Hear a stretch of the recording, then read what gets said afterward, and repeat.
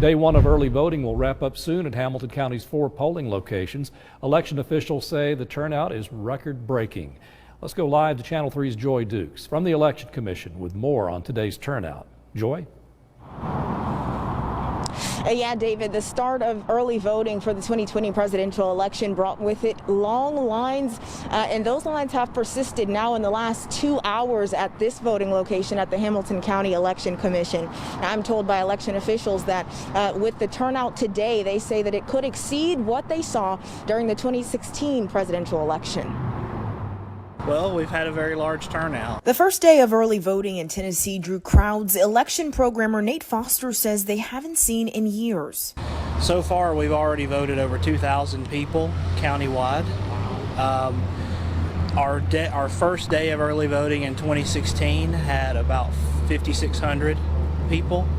So, we're on track to exceed that. With average wait times starting at an hour. I waited for exactly an hour and 34 seconds. Hundreds of Hamilton County voters made their way to the polls Wednesday. Socially distanced and with masks on, they stood in nearly 80-degree temps the day brought on. It seems to be slowing down now, but definitely waiting in line, waiting in the hot sun for a little while. 84-year-old Archie Curran says he's been voting since he was 18 and has never seen an early voter turnout like this one.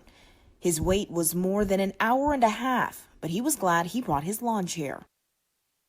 They prepared. Others at the Brainerd location say they waited nearly 3 times as long. Voters tell Channel 3 it was a small price to pay for an election that could cost Americans so much.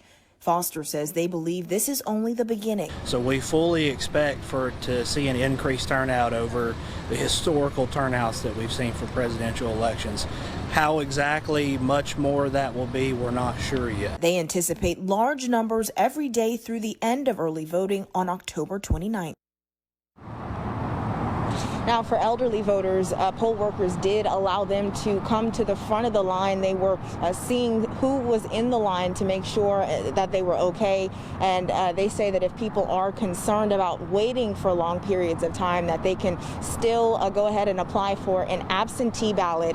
So far, they have received 9,000 out of 15,000 that have been applied for. So 9,000 people have sent them back to the Election Commission already. Now, the deadline to apply is on October the 27th. They began taking applications on August the 5th.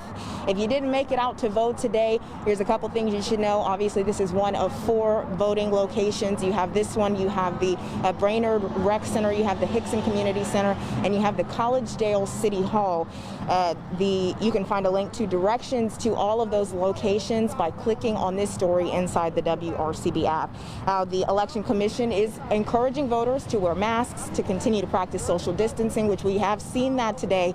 They also say that they are recommending people bring hand sanitizer as well as provide their own pens, black and blue ink preferably, but they will also have pens and hand sanitizer here on hand.